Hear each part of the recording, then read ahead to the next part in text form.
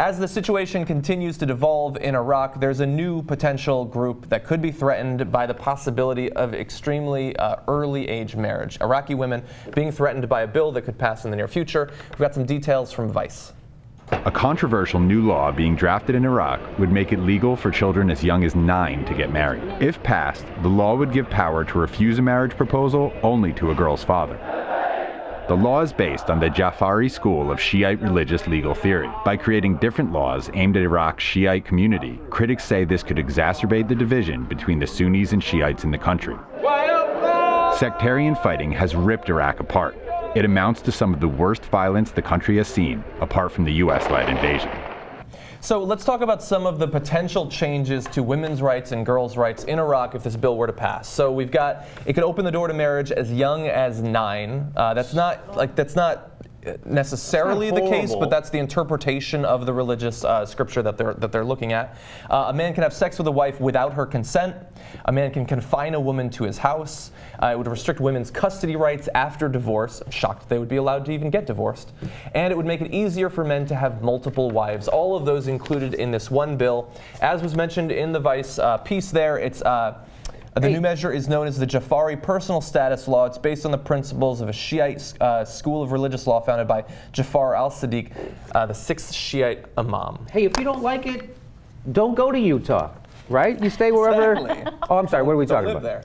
How bad does it have? So what is it about religion that makes you like hate other people? What is it about that I want to have sex with kids, I want to subjugate women? So it's got nothing to do with spirituality. It's just religion is just this archaic, moronic, backwards superstition that people still think has something to do with salvation and spirituality, when it doesn't have really anything to do with it. And I don't care. I'm so sick and tired of religious people. No. So I think you make a really good point about fundamentalists and fundamentalist religion. So those who interpret their religious text literally, and they will take their religious text and they will twist it in such a way, in some cases, to meet their agenda or whatever bias they have against a particular group of people. So are all Muslims this way? Are all Christians this way? No. But there are people who are so they believe in the fundamental, or literal interpretation of their text. And that's the biggest issue here. Now, what annoys me the most about this story is how little we've achieved in both Iraq and Afghanistan, right? You go in there and you try to spread this American ideology or the democratic ideology, and you can't do it. You can't force an ideology upon people who don't want to accept it. So that whole thing about spreading democracy abroad was complete and utter bullshit. We all know that. We wanted to invade Iraq preemptively. We did so under false pretenses. We pretended as though there were weapons of mass destruction there. We achieved nothing there. Yes, Saddam Hussein is gone, and that's a good thing, but at the same time, you still have religious leaders in the country passing legislation like this, and the thought of a 9-year-old getting married and then being confined to her home by a man where she can be raped again and again, it's disgusting. I mean, what do you do in a case like this? We could invade them again. Hey, that worked out so well last time. On the table. So really fast. So the reason that we're saying possibly as young as, I believe it's 8 years and 8 months, is because in Jafar al-Sadiq's writings, that's when he says a girl reaches puberty, and then that's when she can get divorced and married and all of that stuff.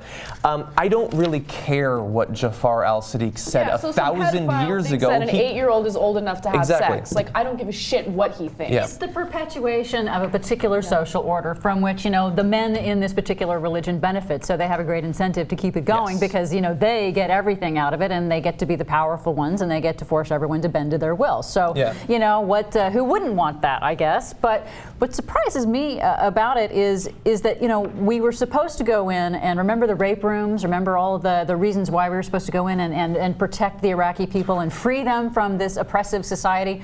They actually had a pretty stable secular society where women were allowed to walk around and do stuff before. That's during Saddam Hussein. That's not to say that he was not a dictator and not a horrible person who did awful things.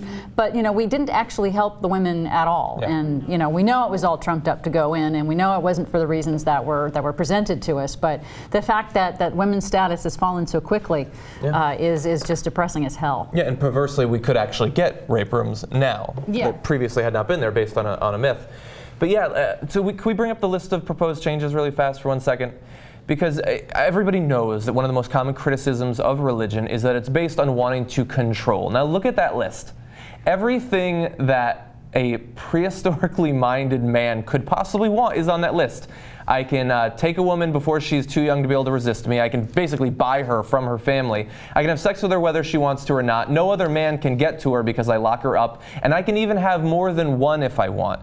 If you ever question the basis for religion, this is a great example of what it looks like when you allow it to be as vigorous and powerful as it wants to be. Thankfully, it's been hamstrung in America, so they can't be this blatant about it, but it's still what's driving all of the religious changes, both in our country and in Iraq. Now, some people are fighting against this bill. There are human rights activists in Iraq. One says that law represents a crime against humanity in childhood. Married underage girls are subjected to physical and psychological suffering. So it's not even sure at this point if it's going to pass, but it does have some support amongst fundamentalist Shiites in Iraq. And just the possibility, the fact that this is open for debate now, that should make us feel even more shame for the acts that we committed against that country that led to this present for Iraq. And maybe I'll make a mistake here, but I would like to hold the moderate Muslims' feet to the fire on this. And, for me, I think it's the moderate Christians, the moderates, those people who, I always wanted to meet Jimmy Carter so I could just say, really?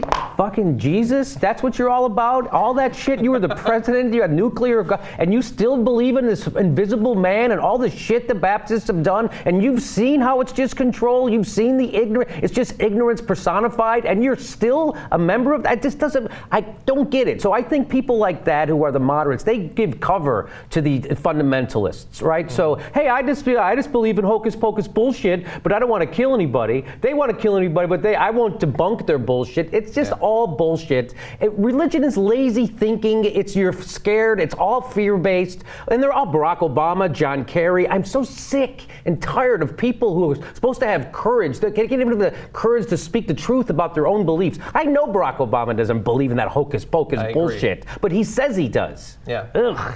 Well, he kind of has to in our current political atmosphere that we have. You can't come out and say you're an atheist. Yep. Yeah. As if you're a politician and you want to get reelected. You used to say you couldn't be elected if you were black. Yeah. That's true. So I think that it takes, one person with courage is a majority. And so I'll be that guy, and let's fucking do it.